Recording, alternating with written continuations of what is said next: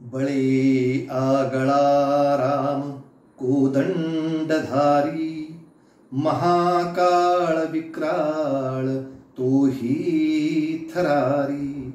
पुढे मानवा किंकरा कोण केवा, प्रभाते मनी राम चिंतित जावा.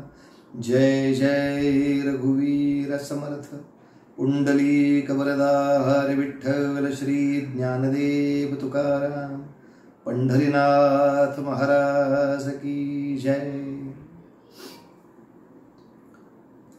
अगस्ती नावाच्या महामुनींनी कोदंड नावाच्या धनुष्याचं निर्माण केलं होतं आणि हे विशेष निर्माण केलेलं कोदंड त्यांनी प्रभू रामचंद्रांना ते आश्रमात आलेले असताना भेट म्हणून दिलं.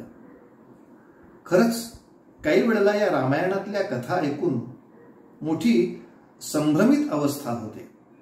बऱ्याचशा वेळेला लोक असं म्हणतात की सीताहरण रावणाने केलं म्हणून मग रामचंद्रांनी युद्ध केलं आणि रावणाची निपात केला.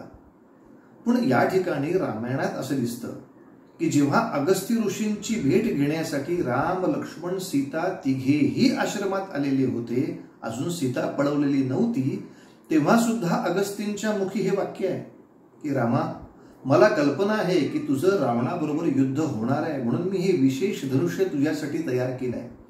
तेव्हा सीताहरण हा एकूण रावणाच्या युद्धाच्या विषयातला एक भाग झाला. अन्यथा सीताहरण झालं नसतं, रावणाने सीता समजा पळवली नसती तरी रावणाशी युद्ध झालं नसतं असं वाटतं का? शक्यच नाही. कारण तो रामचंद्रांच्या जीवनाचाच हेतू होता. रामचंद्रांचा जन्मच सगळ्या ऋषीमुनींनी विष्णुयाग करून केला आहे आणि तो यासाठीच केला आहे की रावणाचा वध याच्या हातून व्हावा. तेव्हा लक्षात घेण्यासारखी गोष्ट आहे, रामचंद्रांनी ते कोदंड धनुष्य धारण केलं मात्र, आणि पुढच्या प्रवासामध्ये ते नाशिकच्या शेजारी पंचवटी या मुक्कामी थांबले होते. या ठिकाणी पंचवटीच्या मुक्कामी असताना हे संपूर्ण दक्षिण प्रदेश रावणाच्या बहिणीकडे होता. त्या बहिणीचं नाव शूर्पणखा असं आहे. आता काही लोकांना ते नावच नीट घेता येत नाही. काही माणसं मला अशी सापडली ते सुपर नखा म्हणतात तिला. आणि आपल्या भारतामध्ये दुर्दैव असं आहे की नाशिक परिसरामध्ये रामांचं मंदिर आहे, तसं शूर्पणखेचंही मंदिरच आहे. काय घोळ आहे काही कळत नाही. असो, कारण शूर्पणखा हे मंदिरामध्ये स्थापन करावं असं काही व्यक्तित्व आहे असं काही वाटत नाही. एकूण रामायण वाचताना वाटत नाही. आता ज्या लोकांना आपल्या राजकीय फायद्यासाठी, आपल्या जातीय फायद्यासाठी काहीतरी नको ते विषय उकरून काढायचे, असे अनेक महाविद्वान शूर्पणखेच्या बाजूनं भांडण करणारे आहेत. किंबहुना काही लोकांनी तर असा विपरीत समज लोकांचा करून दिलाय की शूर्पणखा वनवासी होती आणि मग लक्ष्मणाने तिला शासन केलं, म्हणजे शहरी लोकांचं वनवासी लोकांवर झालेलं हे आक्रमण वगैरे आहे.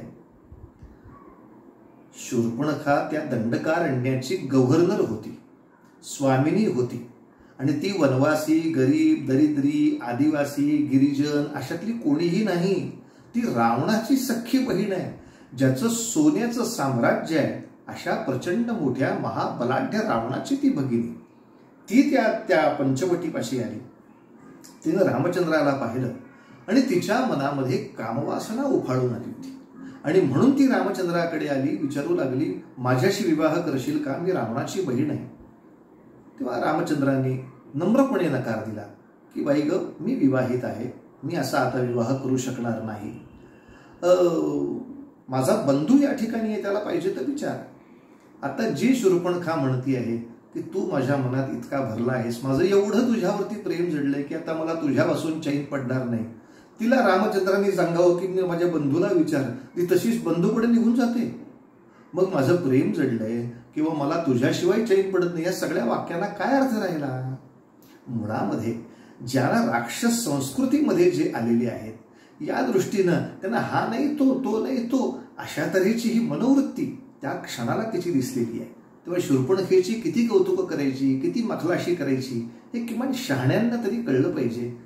नाही शहाणे त्यांच्यासाठी फार आपण वेळ घालवू नये. या सगळ्यात प्रश्न असा निर्माण झाला, शूर्पणखा म्हणते की ही तुझी बायको असल्यामुळे रामा तू माझ्याशी लग्न करत नाहीयेस का? मग ठीक आहे, ही तुझी बायको मी खाऊन टाकते. मला सांगा काय भयानक परिस्थिती असेल. तिनं अकराळ विक्राळ रूप घेतलं आणि जानकीला खाऊन टाकण्यासाठी पुढे आली. तेव्हा तिला शासन केलंय. उगाच ती वनवासी होती म्हणून कोणी तिच्यावर शासन केलेलं नाही किंवा असलं काही झालेलं नाही. पर शासन म्हणजे सुद्धा नाकाचा एक छोटासा टवका फक्त तलवारीनं उडवलाय इतकंच. अख्खं नाक छाटून टाकल्यानंतर ती मग श्वास कसा घेत होती जिवंत राहायला. काहीतरी उगाच मूर्खासारख्या कल्पना करून लोकांचा भ्रम निर्माण करू नये. तेव्हा तिला शासन करण्याच्या दृष्टीनं फक्त एक नाकावरती जखम केली. आणि मग मात्र आता लक्षात ठेवा, तिनं आपले जे सहकारी होते खरं आणि दूषण या दोघांना जाऊन अतिशय खोटरडेपणाने थाप मारली.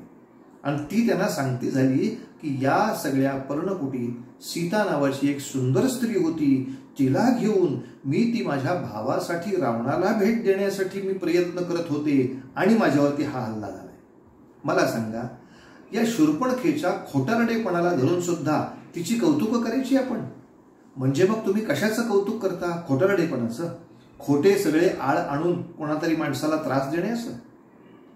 ज्यांना रामायणाचा अभ्यास हा मुळात आध्यात्मिक प्रगतीसाठी करायचाच नाही, त्यांच्याच मूर्खांसाठी आपण काय सांगावं. शूर्पणखा धाधांत असत्य बोललेली आहे. तिची बाजू घेऊन लढायचं कुणी काही कारण नाही. कशाला खोट्याच्या मागे उभे राहता?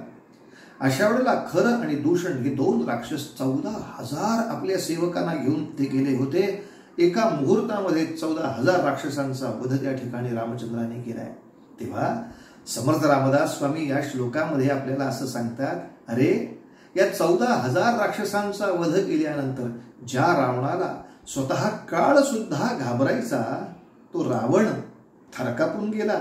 त्या रावणाला सुद्धा सांगताना शूर्पणखीनं हीच थाप मारली आहे. रावण सुद्धा थरकापून गेला आणि त्यांनी रामाशी युद्ध करून जानकी आणावी असा काही पराक्रम न करता वंचकतेनं सीतेला फसवून आणण्याचा डाव केला. म्हणून समर्थ म्हणतात की अरे काळ सुद्धा ज्याला घाबरतो तो रावण ज्या रामाला घाबरतो, म्हणजे साहजिकच काळ सुद्धा माझ्या रामाला घाबरत नसेल का? मग त्या काळाची भीती तू का बाळगतोस? तेव्हा रामचंद्राचे हे सद्गुण आपण लक्षात ठेवायचे. बळे आगळा राम कोदंडधारी, महाकाळ विक्राळ तोही थरारी, पुढे मानवा किंकरा कोण केवा, प्रभाते मनी राम चिंतित जावा. जय जय रघुवीर समर्थ.